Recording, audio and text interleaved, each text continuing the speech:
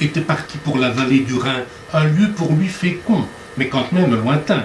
À 600 kilomètres de la place des Vosges, il pouvait à son aise se répandre en éloges sur un fleuve couvert de fables et fantômes, deux ingrédients utiles dont ont besoin les hommes. Le train venait de naître, mais c'est la diligence que préférait Juliette, qu'importe la distance.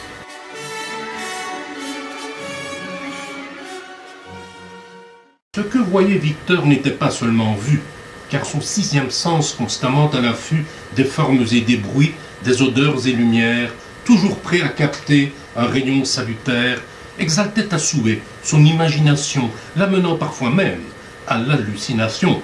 J'écris avec les mots que la chose me jette, et mon inspiration toujours prompte les guette, les ordonne aussitôt et les dispose en phrases, dit-il en arrivant dans la région liégeoise. Ils purent admirer l'encaissement de la Meuse. La balade s'avérait superbe et prometteuse. Le soir était tombé, et peu après Flémal, Victor fut subjugué.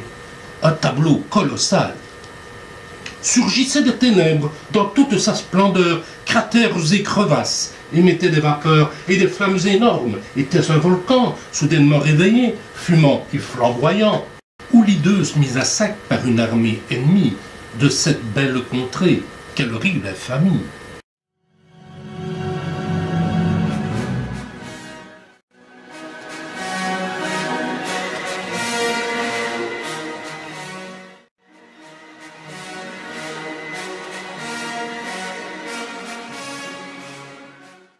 Non, que Dieu soit loué, dit Juliette rassurée. Ils mirent pied à terre, c'était démesuré. Ce spectacle de guerre est donné par la paix, lui répondit Victor tout autant stupéfait. Cet endroit n'a vraiment aucune allure hostile. Tu n'as pas reconnu les fourneaux de Coqueril?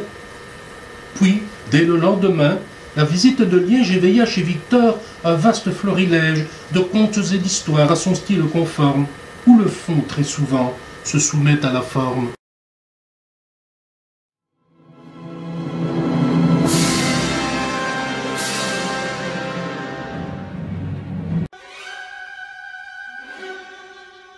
Hugo se plut alors en juxtaposition. Il trouvait déjà Liège en pleine mutation. Un fait bien déplorable, et en tout cas fatal. Il regretta surtout sa belle cathédrale. Et puis, pour consoler les Liégeois indignés de l'avoir vue en hâte du palais s'éloigner, qualifiant sa façade d'œuvre déclamatoire, il voulut quelque peu flatter son auditoire.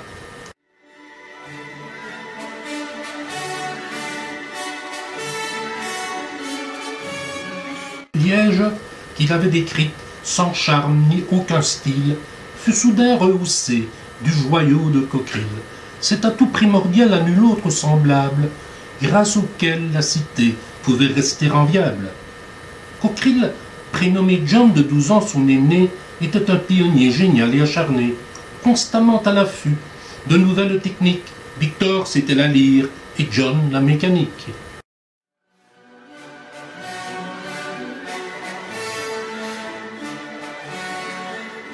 Le poète, subjugué par cet entrepreneur, imaginait déjà le drame d'un travailleur qui, à force d'audace et d'actions héroïques, braverait le fourneau de manière stoïque, comme le fera Gilliatt plus tard avec la pieuvre.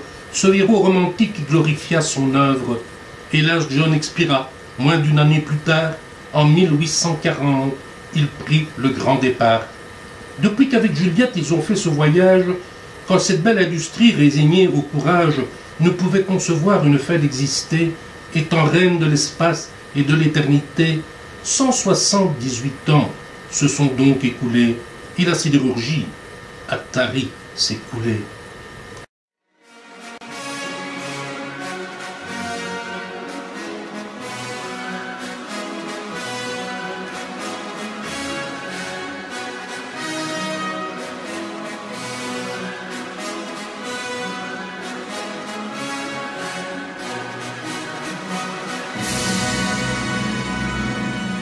Mais au sein des usines, que s'est-il donc passé pour qu'aujourd'hui, Liégeois, vous soyez angoissés, après avoir été comblés, épanouis, puis que vos beaux atouts se soient évanouis?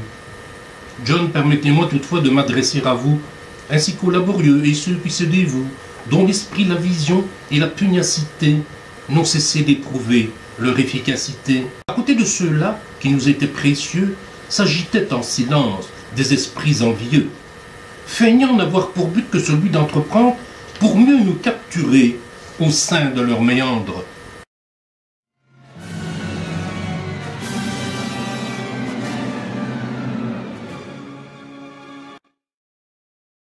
À ces nouveaux monarques auxquels il fallait plaire et s'accrocher sans cesse à leur traîne délétère, se sont joints des marquis, au profil inhumain, une armée de serviles, de pleutres et larbins.